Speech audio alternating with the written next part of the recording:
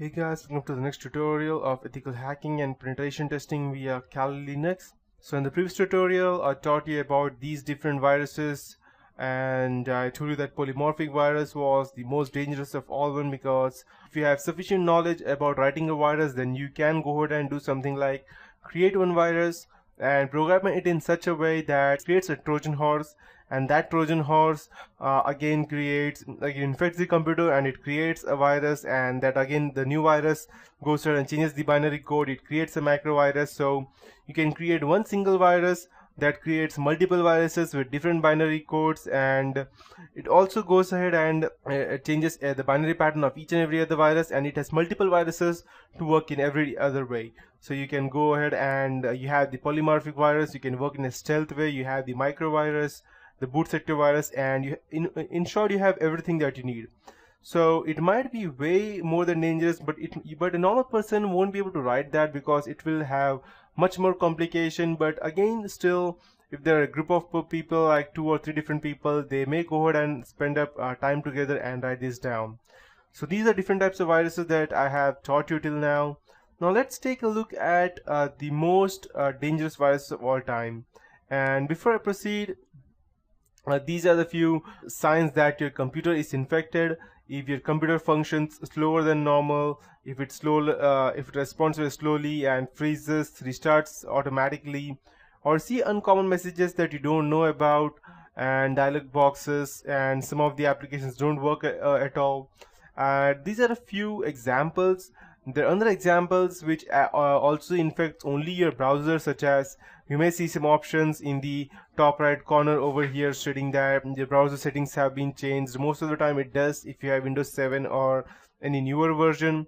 And other options such as every time you go ahead and open your Chrome or your Mozilla, multiple different search engines open up, such as Speedbit or Traverse or something like that, which you have not even kept as your default search engine. So when you see such things, it means that you have been affected by a computer virus.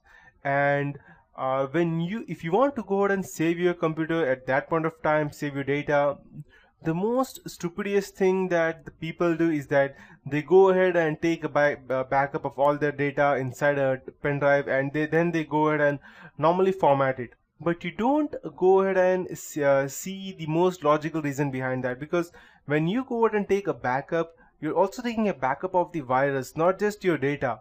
Your data has already been affected by the virus. When you go ahead and take a backup, the virus is already affected your PC. Now it also affects your portable hard disk or your pen drive, wherever you take the backup.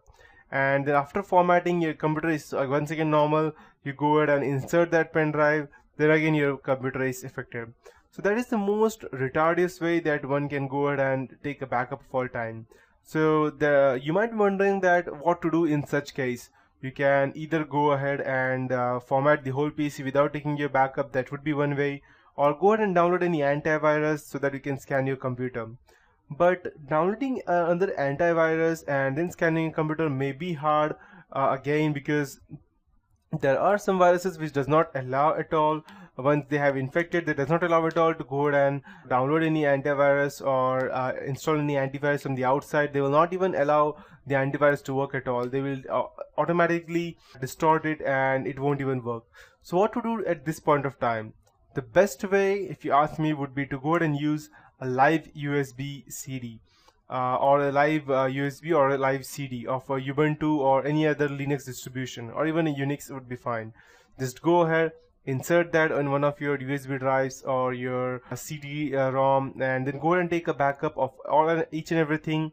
Remove that pen drive, go ahead and format your PC. And now don't go ahead and copy all of these things again to your computer, because the pen drive that you have also has the virus. So this point of time, go ahead, insert the live disk, insert live disk or live USB, insert another pen drive, and take a look at all of these things and each and everything inside that, or what are all the things you want.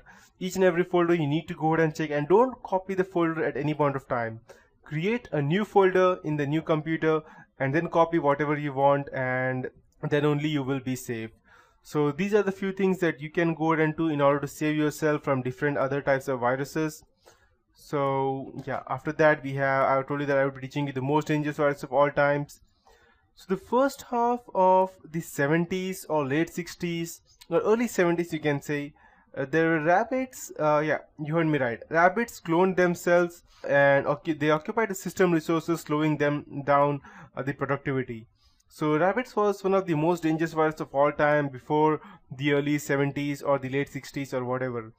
So they were the most famous. They did not want to gather any information. They just wanted to make the system down. That's it.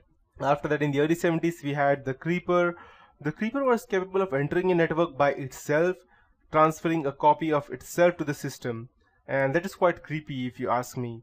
But in the early 80s, increasing number of programs written by individuals, not by software companies, started developing, and these programs caused minor viruses called as Trojan horses, but they were not actually Trojan horses. Trojan horse developed at a later point of time, and these programs do not actually work like a Trojan horse.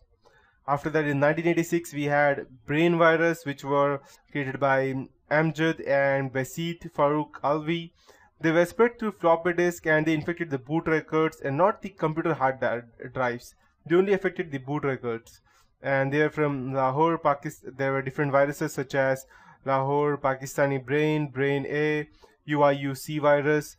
These viruses took over the free space on the floppy disk and HID from detection, and they disguised themselves by displaying the uninfected boot sector viruses on the disk. So these were the two most dangerous viruses of all time. After that, we had Lehigh viruses in 1987. It was the first memory resident file infector that attacked all executable files and took control when a file was opened and whenever it was closed. After that, later on, we had the Jerusalem virus, which I have not yet mentioned over here. Jerusalem virus had bugs inside that reinfected that were already infected. After that, we had Robert memory virus, the Trojan horse for Mac OS X, Torpig, and Configure.